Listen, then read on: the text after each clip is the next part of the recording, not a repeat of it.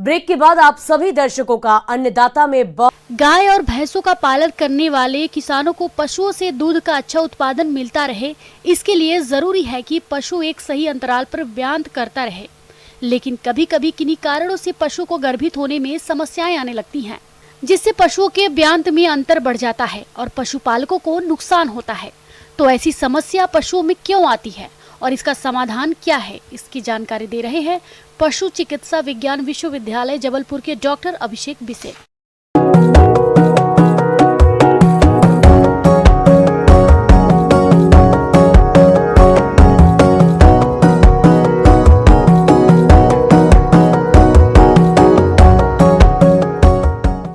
मुख्यतः जो बांझपन है पशुओं में, यह हमारे ग्रामीण अंचल में बहुत ज्यादा पाया जाता है। प्रदेश में पशुओं के समय पर नहीं बयाने की समस्या आमतौर पर देखी जाती है। पशुपालक भाइयों, आपके पशु समय पर ही नहीं ब्याएंगे तो आपके द्वारा की गई सारी मेहनत बेकार चली जाएगी। तो सबसे पहले जानते हैं डेयरी पशुओं में गर्भधारण न करने और बार बार ताव में आने के कारणों के बारे में, जो इस प्रकार से हैं। जानवर को शुरू से उतना फीडिंग नहीं दे पाते हैं, जिसके कारण कि उनके आर्गन डेवलप हों, सही से वो गर्मी में आए। कम से कम 2/3 ऑफ द बॉडी वेट जो कहा जाता है, अगर 500 किलो का जानवर है तो कम से कम 280 किलो के करीब वो पहुंचता है, तब उसमें हम कृत्रिम गर्भाधान या नेचुरल सर्विस कराना चाहिए। लेकिन गांव में क्या होता है कि हमारे पास मिनरल मिक्सचर की कमी होती है, अच्छे हमारे पास उनके देने के लिए चारे का उत्पादन नहीं होता है, कुछ भी जो मिलता है सूखा भूसा इतना एनर्जी और प्रोटीन नहीं दे पाता है, जिसके कारण कि हम जानवर सही टाइम पे गर्मी में आए और सही टाइम पे अपना बॉडी वेट गेन करे। ऐसे जानवर को हम कह देते हैं कि ये जानवर बांझपन का शिकार है, इसमें बांझपन नहीं हो रहा है। दूसरी चीज़, अगर जानवर सही से उस प्यूबर्टी लेवल तक उस बॉडी वेट को गेन कर लेता है, तो भी समस्या आती है कि वो गर्मी में नहीं आ रहा है। गर्मी मेनली आती है, ये हार्मोनल डिफिशिएंसी कारण होती है, जिसके कारण कि जानवर गर्मी में नहीं आ पाता। डेयरी पशुओं में गर्भधारण न करने और बार बार ताव में आने के कारणों के बारे में, पशुओं के संतुलित आहार में कमी, पशुओं में परजीवियों की समस्या, पशुओं का लंबे समय से बीमार होना, पशुओं का सही समय पर गर्भधारण नहीं करवाना, पशु के प्रजनन अंगों में विकार होना, ऐसे कई कारण हैं जिससे पशु समय पर गर्भधारण नहीं कर पाते। सबसे पहले तो हम उसका बॉडी वेट चेक करते हैं कि इतने बॉडी वेट का हुआ है कि नहीं हुआ है, पहली चीज़। दूसरी बात, हम ये ध्यान रखते हैं कि इसकी डिवर्मिंग हुई है कि नहीं हुई है, क्योंकि जब हम कहीं का भी चारा खिलाते हैं तो उसके कारण हमारे कृमि जो है पेट में पहुंच जाते हैं, जिससे कि उनका बॉडी वेट गेन करने में बहुत समस्या आती है। पहले डिवर्मिंग कराते हैं, फिर मिनरल मिक्सचर सप्लीमेंटेशन करते हैं, अच्छे चारे को देते हैं। उसके बाद जानवर गर्मी में नहीं आता है तो हम डिफरेंट प्रोटोकॉल बने हुए हैं जिस पे हम काम करते हैं। पशुपालक भाइयों, यदि आप अपने पशुओं का सही समय पर गर्भधारण करवाते हैं तो न केवल पशुओं को देखभाल के खर्चे से बच सकते हैं, बल्कि इनसे अच्छी आय भी ले सकते हैं।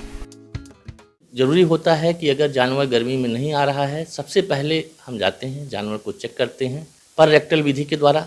उसमें हम पहले डंक को बाहर निकालते हैं। शुरुआती तौर पे जब हम जाते हैं तो उसमें उसके आर्गन का मसाज करते हैं। मसाज से काफ़ी हद तक, अगर काफ़ी संख्या में जानवर बांझपन का शिकार हो रहे थे, मसाज से काफ़ी जानवर गर्मी में आ जाते हैं। जब गर्मी में आ जाता है तो हम डॉक्टर की सहायता से या गौ सेवक जाके जो याई करने वाले गौ सेवक हैं, उनकी सहायता से हम उसमें कृत्रिम गर्भाधान या कोई बुल अगर वहाँ पे है तो उससे हम नेचुरल सर्विस करा के उस जानवर को गर्भधारण कराते हैं।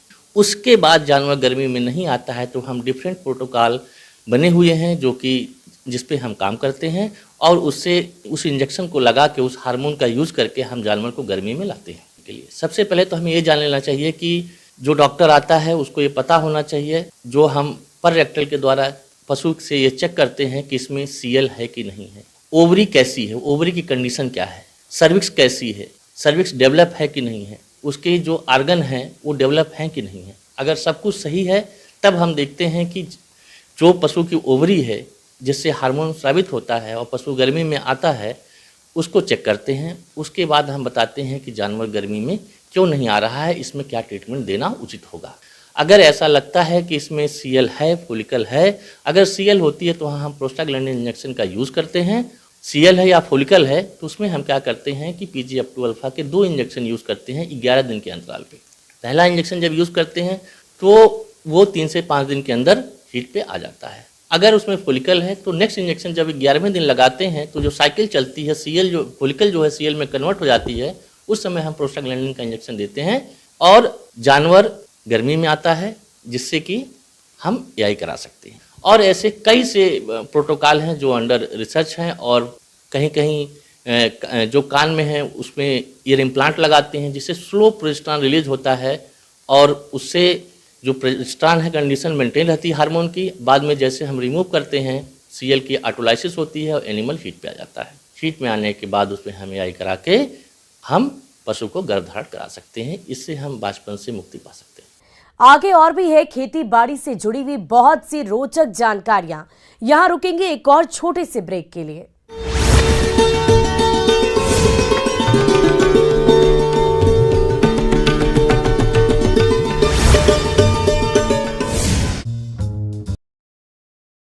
भोपाल में जोन 11 के SHO पर भड़के विश्वास सारंग। क्षेत्र में गंदगी देख मंत्री ने लगाई फटकार, अफसर पर कार्रवाई करने के दिए निर्देश। बीजेपी विधायक नारायण त्रिपाठी की नई पार्टी बनाने PC शर्मा का बयान, कहा पुराने लोगों को बीजेपी में नहीं मिल रहा महत्व, लोग नया रास्ता तो ढूंढेंगे।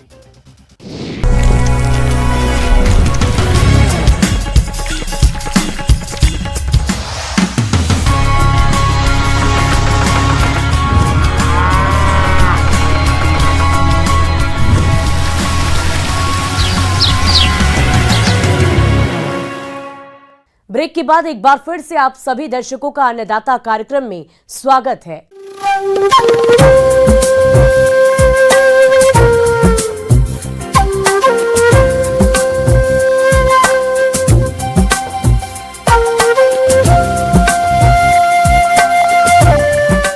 किसान भाइयों, मौसम निश्चित रूप से फसलों की सफलता या विफलता का निर्धारण करने वाला सबसे महत्वपूर्ण कारक है और इसीलिए मौसम विभाग के रिपोर्ट पर साप्ताहिक कृषि सलाह कुछ इस प्रकार है।